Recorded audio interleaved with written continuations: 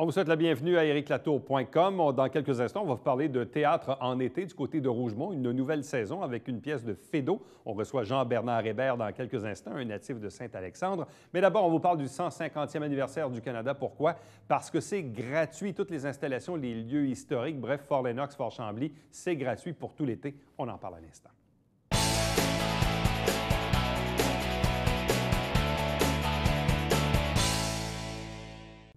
Quelques suggestions d'activités au cours de l'été, notamment à l'occasion du 150e anniversaire du Canada, avec certaines gratuités au niveau des installations. Donc, c'est fort intéressant peut-être de redécouvrir les lieux historiques nationaux dans la région, les différents canaux aussi pour les plaisanciers. Bref, on fait le tour de la question avec nos deux invités. D'abord, Isabelle Chalifou, qui est gestionnaire à Parc Canada. Bonsoir. Bonsoir. Et sa collègue Isabelle Tremblay, qui est chef d'équipe au niveau du service aux visiteurs. Bonsoir et bienvenue. Bonsoir. Effectivement, le 150e anniversaire, pour ceux qui ont peut-être suivi un peu les différentes annonces, fait en sorte, et vous me corrigerez si je me trompe, mais c'est gratuit cet été-là. C'est gratuit cet été. C'est le cadeau du gouvernement fédéral aux Canadiens. Il offre les lieux historiques nationaux, les parcs nationaux. Donc, l'entrée est accessible toute l'année gratuitement. Bon, on est en début de saison, mais est-ce que vous avez senti un achalandage peut-être plus élevé que la moyenne? Ah oui, certainement. Ah, déjà, vous l'avez senti? Ah oui. Au Fort Chambly, par exemple, on a ouvert le 20 mai dernier avec une belle célébration d'ouverture. On a quadruplé notre fréquentation. Oh là là, à ce point-là? À ce point-là, et ça s'est maintenu dans les journées qui ont suivi. L'aviez-vous prévu, ce que vous sentiez, vous aviez un petit feeling que oui, ça allait répondre? Là. Oui, tout à fait. On s'est préparé depuis la fin 2016 et on se prépare évidemment à être très accueillant et à s'assurer évidemment qu'il y a une fluidité dans l'appréciation de la visite dans nos lieux historiques. Bon. Au niveau des canaux, notamment le canal de Chambly, le canal de Saint-Ours, là aussi, pour les plaisanciers qui font le passage au niveau des écluses, il n'y a pas de frais? C'est gratuit également. C'est gratuit là aussi. Oui, les plaisanciers peuvent se procurer, on a plutôt que la passe découverte, on a le permis d'éclusage gratuit que les gens peuvent se procurer en ligne ou se rendre directement aux écluses. Le personnel de Parc Canada pourra leur délivrer. Et ils ont accès à tout le réseau. Et ce qu'on note dans les canaux, c'est beaucoup de nouveaux usagers. Ah oui? Alors, des gens qui n'avaient pas encore essayé l'expérience de l'éclusage, qui est quelque chose de très particulier en navigation, là. Alors, on en a beaucoup, des gens qui découvrent, et vraiment, on invite la population à se procurer leur permis d'éclusage, à accéder à... Parce que généralement, quelqu'un qui franchit les 9 écluses là, de Saint-Jean jusqu'à Chambly, ça peut coûter combien, à peu près? Là? C'est au pied. C'est au pied? Oui, c'est ça. Alors, plus le bateau est gros, plus quelqu'un qui a 25-30 pieds, ça va lui coûter à peu près combien, faire les 9 écluses? Il y a un seul frais. Il y a un frais? Un frais. Il y a une porte, il y a deux portes d'entrée. Oui, c'est clair. À Chambly et ici à Saint-Jean-sur-Richelieu. Alors, on leur charge... À peu près, ça joue de combien à combien, à peu près? On en a pour... savez-vous? Vous me posez... Est-ce que vous voyez le regard affolé? Voilà, vous me posez le regard affolé. Oui. On en a pour, dépendamment pour un 25 pieds, là, un peu moins de 2 $ le pied. Alors, OK. C'est quand même pas si onéreux que ça, mais parfois, ça peut être juste un frein. Même dans le cas du Fort Lennox ou du Fort Chambly, ça ne coûte pas très cher, le coût d'entrée. Non, en effet, on est autour de 8 $. Bon. Sauf que là, tu te dis, c'est peut-être la petite différence, même dans le cas d'un plaisancier qui se dit, j'ai peut-être jamais essayé. Je me rappelle, dans les années où on faisait du bateau, des fois, je disais à mon père, ça serait plaisant de faire les écluses, mais là, tu te dis, ça va nous coûter un peu de dollars, puis là, dans le fond, pourquoi on ferait ça? T'sais? Alors que là, si on a l'occasion de le faire, ça vaut peut-être la peine de l'essayer. Absolument. On se rend compte que les gens apprécient cette expérience-là. Le long du canal de Chambly aussi, 8 des 9 écluses sont toujours manuelles. Oui. Donc, on voit les éclusiers actionner. C'est vraiment très, très beau. La 9 à Saint-Jean est automatisée. C'est beau à regarder. La 9 à Saint-Jean est celle qui est automatisée. Les 8 autres sont à la manivelle. Là. Absolument. Donc, c'est vraiment intéressant de voir ça. Puis, on sent vraiment le côté historique du site quand on voit ces mécanismes-là opérer. Puis, vous savez, des écluses, ça fonctionne exactement de la même façon que ça... de la même façon que ça fonctionnait au 19e siècle. Quelles sont les principales activités du côté des Fort Lennox et Fort Chambly? Donc, c'est une offre très, très animée. Donc, à peu près tous nos guides animateurs sont en costume d'époque. Et puis, ils offrent vraiment la vie quotidienne de chacun des forts. Et puis, selon le fort, au fort Lennox, il y a des tirs, par exemple, de fusils à tous les jours. Au fort Chambly, on a maintenant un petit potager en avant du fort. Et puis, des présentations sur vraiment comment on vivait à cette époque-là. Et dans chacun des forts aussi, il y a un paquet de défis autonomes, des rallyes explorateurs, donc qui sont vraiment axés pour les enfants. Et puis, des costumes. Les gens peuvent se costumer aussi, se prendre en photo. Alors, l'offre est vraiment très diversifiée, ce qui fait en sorte qu'un séjour dans chacun, autant Fort Chambly que Fort Lennox, peut être vraiment un séjour d'une demi à une journée complète. Quelles sont les principales différences entre les deux forts? Certains diront, bon, il y en a un qui est plus aux couleurs de la Nouvelle-France, l'autre aux couleurs plus britanniques de l'époque, mais au-delà de ça, en quoi les deux sites sont-ils différents? Disons? La principale différence, je vous dirais, c'est l'accessibilité, dans le sens de le fort Chambly est vraiment situé sur les berges, le fort Lennox est sur une île. Alors déjà, pour aller au fort Lennox, oui, en effet, on y va. Dans les deux cas, on va y aller en voiture, dans la plupart des cas. Oui. Et puis pour le fort Lennox, on va prendre un traversier et on va se rendre directement sur une île et être là complètement coupé et d'être dans un autre environnement. Le fort Chambly est aussi beau et picturesque, oui. Excusez l'anglicisme, dans le sens où, évidemment, c'est un grand parc et il y a les rapides, évidemment, de Chambly qui sont très belles. Fait que dans les deux cas, c'est deux cadres enchanteurs. Ouais.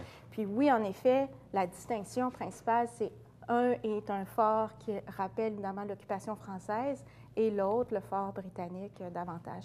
Mais dans les deux cas, on se rappelle, évidemment, qu'ils ont été occupés autant sous le régime français que le régime anglais. Oui. Bon. Revenons à la voie navigable, le canal de Chambly principalement, parce que c'est ce qu'on connaît ici dans la région, mais est-ce que c'est une voie navigable qui est encore très fréquentée? Est-ce que vous sentez que vous avez peut-être plus de touristes américains? Est-ce que c'est important, cette proportion-là? Bien, en fait, on la note à chaque année. Cette année, avec la gratuité, on note une augmentation de la clientèle américaine. Parce déjà, en début de saison? Oui, déjà en début de saison. Cette offre-là qui est offerte aux Canadiens comme aux visiteurs étrangers, on note au bureau, on a distribué au cours de l'hiver des passes découvertes dans plus de 196 pays. Ah oui. Alors, vraiment, cette offre-là a été très bien reçue. Donc, on parle de plusieurs milliers de bateaux qui passent chaque été avec des gens à bord. Donc, ça demeure très actif. Évidemment, c'est plus du transport commercial, comme ça l'était au moment de sa construction. On parle de navigation de plaisance. Traverser le canal de Chambly, ça prend combien de temps? Parce qu'on sait qu'on ne peut pas... on circule à quoi? 10 km/h? 10 km/h, pas de vague. Pas de vague, hein, c'est ça, c'est très tranquille. On demande de ne pas faire de vague. 5 heures, peut-être, en tout et partout, avec les écluses? Ça peut se faire entre 4 et 5 heures pour faire le canal. Donc, c'est sûr que de prévoir ces déplacements en cette année de gratuité est une bonne chose à faire. Oui, c'est toujours bien. Parce que les heures d'ouverture, ça ressemble à quoi?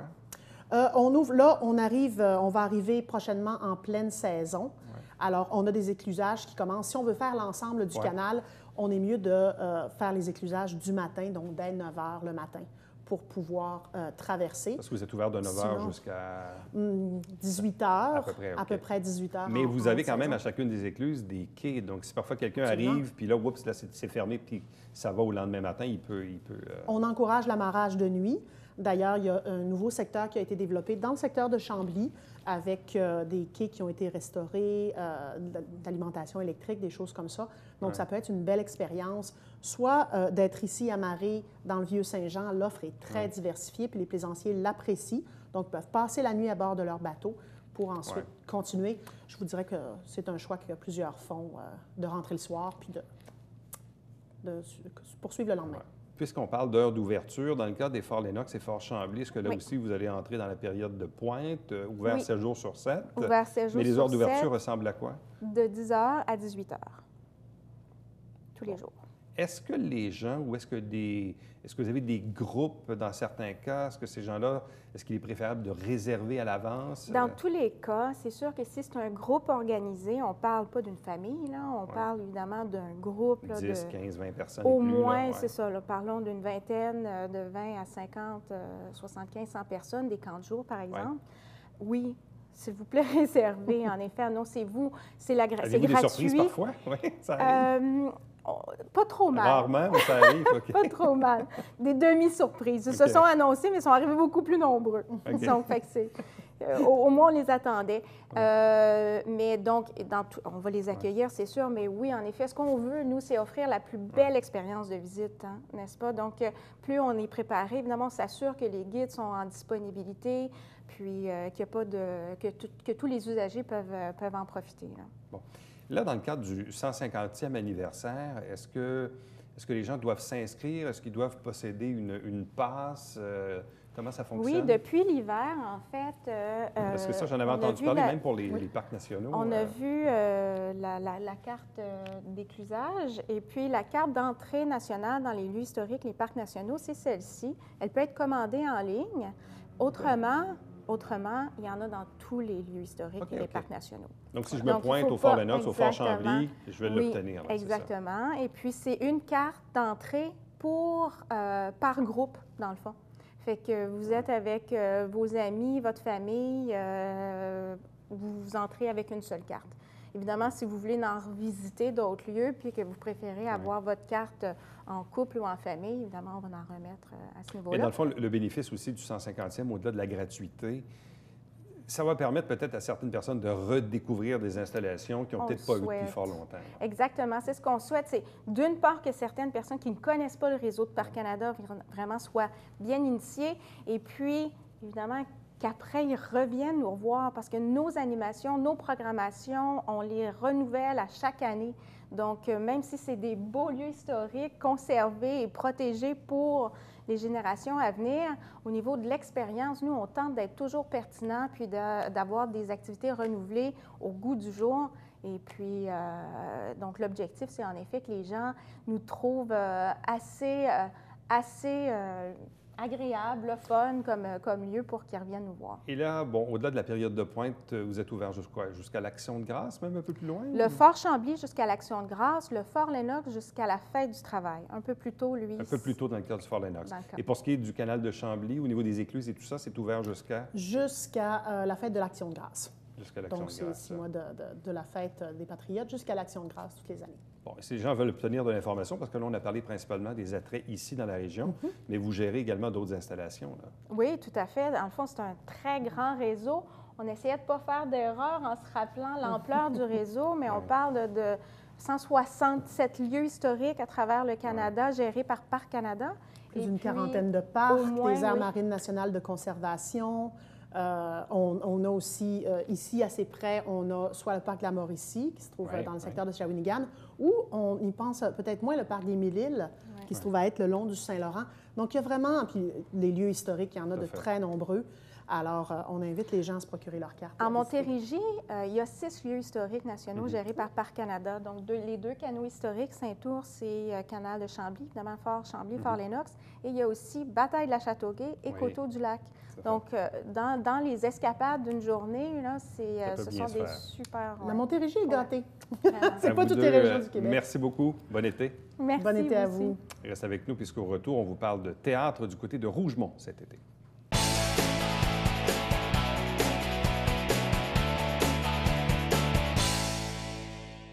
Salut, ici Alexandre Baudouin. Et François Trépanier. François, on parle d'Homme fort cette semaine à Sport Express? Oui, avec Mike de Destroyer Roi. Je suis capable, moi aussi. À un moment donné, il y a beau, les gars. Tu es capable de faire ça, toi? Hein? Laisse-moi.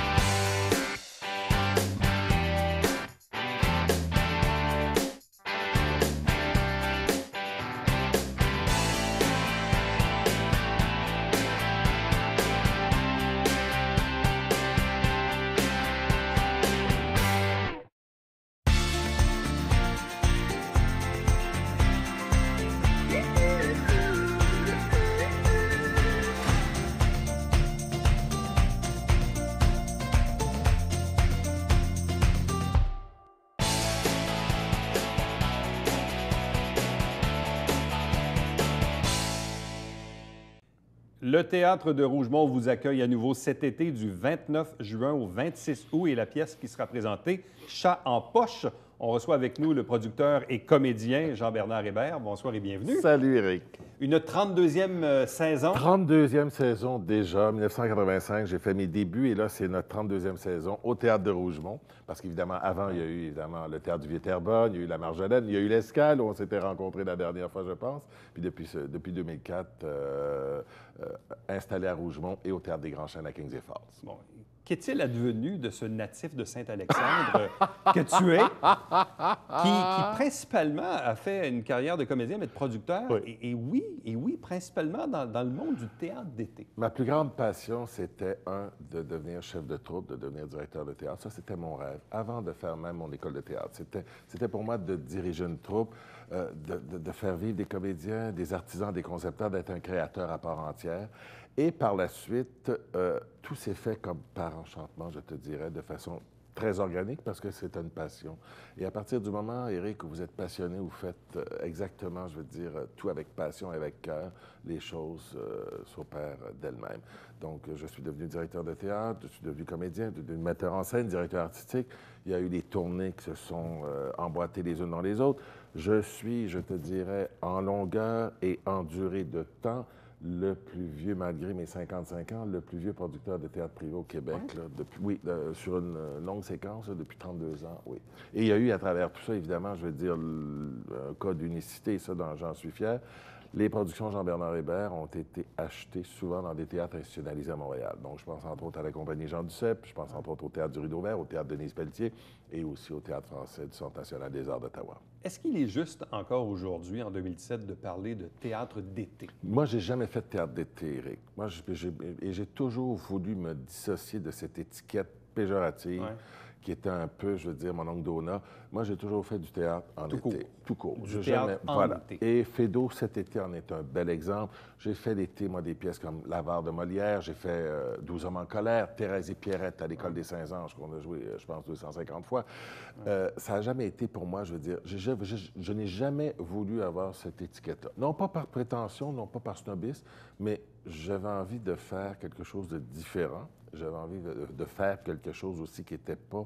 Parce que il fut un temps où, finalement, au niveau des théâtres d'été, il faut se le dire, tout le monde faisait à peu près la même chose. Oui, puis il y en a qui ne sont pas aidés aussi à une certaine époque. Il y a eu une épuration naturelle. Donc il y a eu, dans les années 80, je me rappelle, il y avait à un moment donné, je pense, 100 théâtres d'été. Je veux dire, puis à un moment donné, je veux dire, il y avait... tout ça était mêlé, les amateurs... Bon, à un moment donné, il y a eu un ménage nécessaire. Là, présentement, on est à peu près 17, 18, c'est ça, ouais. En tout et partout.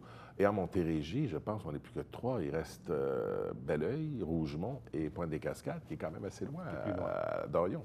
Mais à Rougemont, de mémoire d'homme, il y a presque toujours eu du théâtre en été. Oui. Rougemont a commencé. Le théâtre a été construit en 1997. Après ça, bon, évidemment, c'est un théâtre qui a connu plusieurs aventures, plusieurs péripéties. Et je l'ai repris suite à une vente qu'il y a eu en 2003. Et j'ai commencé à l'opérer en 2004. Et depuis ce temps-là, ça a toujours été... On a fidélisé une clientèle d'année en année. Et aussi, je veux dire, Rougemont est une région absolument savoureuse, bucolique. L'agroalimentaire foisonne de tous bords, tous côtés. On a des forfaits, évidemment, je veux dire, avec tout ce qui touche l'agroalimentaire, que ce soit la cidrerie de M. Jaudoin, le Coteau Rougemont qui fait un vin exquis. On a des produits fins, puis on a des produits exquis dans cette belle région. Alors, Chat en poche, comédie de Georges Feydeau, mise en scène de Daniel Paquette, avec, entre autres, Vincent Bilodeau, Samuel Côté, Marcel Pomerleau, Jean-Bernard Hébert, bien sûr, Pierre-Luc Legault, Frédéric-Antoine Guimond, Linda Johnson et Adèle Reinhardt. Ce qui est intéressant parce que, bon, dans certains cas, tu joues, dans d'autres cas, tu joues pas, mais dans celle-ci, tu joues dans la pièce. J'ai le grand bonheur de partager la scène avec des gens, des comédiens que j'aime, avec qui je retrouve pour mon plus grand bonheur. Entre autres, le metteur en scène Daniel Paquette, avec qui on avait joué l'an dernier dans notre petite ville. Mais là, ce Feydeau-là, il est particulier parce que moi, ça faisait 24 ans que je n'avais pas fait un Feydeau. J'avais fait le Dindon la dernière fois, qui avait été, je te dirais, d'histoire. Dans mon histoire, je te dirais, un des plus grands succès. Et je voulais jouer Champoche, mais je voulais le présenter. Il se passe... Feydeau le situe au début 1902-1903. Je voulais le situer dans les années 50. Pourquoi? C'est la période d'après-guerre. Et on se retrouve en 1952 dans le Paris prétentieux des années 50 avec 2 parvenus, ce que j'appelle, moi, de bons parvenus, des quétaines riches, qui, du jour au lendemain, deviennent multimillionnaires en inventant le sucre en poudre. Et pour se donner, évidemment, je veux dire, des airs qui sont cultivés, qui sont de la classe, tout ça, ils décident d'engager un chanteur pour leur chanter Mon Fausse de Gounod, un opéra que le monsieur a fait réécrire par sa fille. Donc, évidemment, je veux dire, le pauvre. Vous savez, c'est pas parce que vous avez des sous que vous avez nécessairement de la culture. La culture, ça se monnaie pas, ça ne se vend pas, ça ne s'achète pas, ça se vit au quotidien. Donc, évidemment, de toutes les comédies de Feydeau, parce que celle-là, elle est magnifique. Écoute, on est en répétition, puis faut garder... C'est très difficile de jouer Feydeau. Feydeau, c'est pas un auteur facile, là, où on joue. C'est drôle, mais il faut que les comédiens soient extrêmement précis, extrêmement rigoureux. C'est un auteur dangereux dans la mesure où, finalement, je veux dire, il faut jouer la situation, être d'une vérité et d'une sincérité à toute épreuve. C'est le public qui doit rire, pas les acteurs. Donc, mais ce qui ne nous empêche pas d'avoir du plaisir en scène, mais c'est du travail. Et on danse là-dedans, on chante, il y a beaucoup des personnages attachants. C'est une pièce qui est brillante, très bien écrite, pleine de rebondissements, pleine de truculence aussi. Donc, ce sont des beaux personnages, de plus grande nature. Quelle est la cadence des représentations? Parce que vous êtes du 29 juin au 26 août. Je ne sais pas combien ça vous fait de représentations au total par semaine. On joue en moyenne une trentaine de représentations. Remarquez, on a déjà eu des étés à 60, 75 et même 80.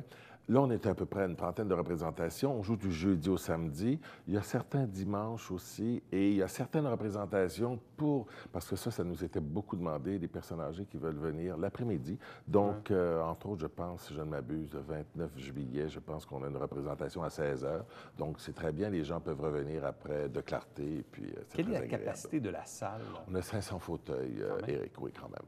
C'est une belle salle, climatisée, confortable, paysage est bucolique.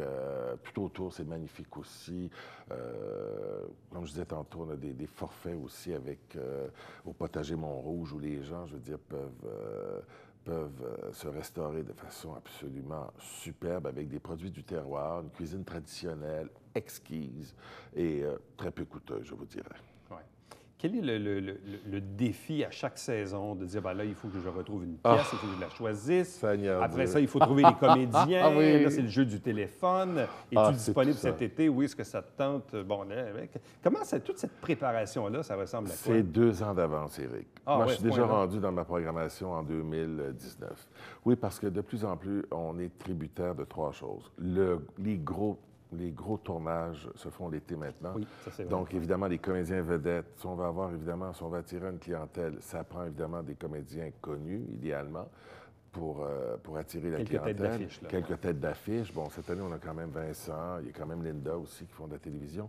Mais c'est devenu extrêmement difficile d'avoir des gros noms parce que, justement, à cause des tournages qui sont de plus en plus costauds.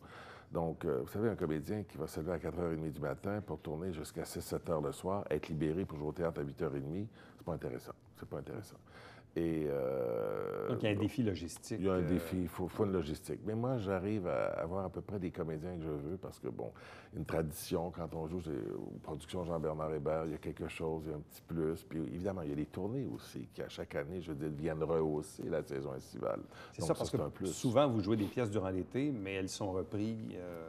Inévitablement, je veux dire, je pars en tournée. Tu vois, là, avec le Feydeau, on part en tournée dès le mois d'octobre. On vient pas à Saint-Jean, malheureusement, mais je veux dire, on va à Valleyfield, on va à Gatineau, on fait plusieurs villes. Et ce qui est un plus aussi, quand on est d'avance, évidemment, on choisit la pièce, mais on peut avoir aussi, je veux dire, on peut prendre notre temps aussi pour préparer nos forfaits, tout ça. Parce que, veux pas, je veux dire, la clientèle est très sollicitée l'été. Il y a beaucoup de spectacles gratuits. Donc, il faut se battre contre ça. Puis les humoristes aussi ont envahi les salles de spectacle l'été. Ça, c'est vrai. Mais moi, j'ai le bonheur je suis là depuis 32 ans, j'ai le bonheur d'avoir fidélisé une clientèle qui, année après année, revient, Éric. Et ça, c'est ma joie. Et tu gères également un autre établissement. Oui, j'ai repris en 2003 aussi, cette année-là. Quelle folie. Le théâtre de Marcel Leboeuf à Kings et Falls, qui est un beau site, qui est là aussi une région touristique absolument exceptionnelle. On a des beaux coins au Québec. Hein. Mais pour moi, l'été, je veux dire, ça a toujours été. C'est une seconde nature. C'est ça ma vie l'été. Puis, et quel est le rôle de Jean-Bernard dans Chat en poche? Ah, écoute, je fais un médecin, M. Landerneau, qui est un espèce de personnage. Il est drôle, mais évidemment, je veux dire, c'est un parvenu lui aussi. Mais j'ai un plaisir fou et j'ai une épouse qui est jouée par Frédéric-Antoine Guimond que les gens vont être très surpris de voir sur scène. Puis il y a même un chien dans la pièce, donc c'est un beau rendez-vous, Éric. J'invite les gens à aller voir un Feydeau. Feydeau, vous savez, c'est lui qui est le roi de la comédie. La comédie existe au monde, dans le théâtre contemporain, à cause de ce monsieur-là. C'est lui qui a inventé, je veux dire, la répartie, l'aparté, le punch. Ça a été... après ça, tous ceux qui ont suivi l'ont copié. De façon brillante, de façon maladroite parfois, mais lui, c'est le roi. Pour ça, j'appelle ça un Feydeau de source. Vraiment, là, un Feydeau de source, là, où les gens... c'est sa truculence qui est encore très vivante. Puis le fait qu'on joue dans les années 50 avec des costumes des années 50, influence orientale un peu, Poiret, donc c'est très, très fou. Alors, Chat en poche du 29 juin au 26 août à la salle Marie-Thérèse Desmarais, donc au théâtre de Rougemont. C'est bien sûr la pièce présentée par l'ami Jean-Bernard Hébert. Et donc, si vous désirez bien sûr acheter vos billets à l'avance, il y a les informations en bas d'écran, bien sûr, pour le faire. Un gros merci, puis meilleure des chances pour cet été. Éric, c'est toujours un plaisir. Moi de même. Salut. Salut. Restez avec nous, puisqu'au retour, on vous présente le Bavière quotidien.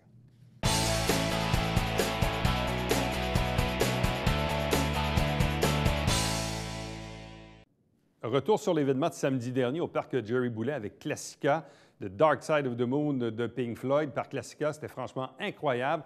14 500 personnes ont été comptées à l'entrée sur le site. Et ça compte même pas les gens qui sont peut-être même pas rentrés sur le site. C'était franchement une soirée totalement magnifique.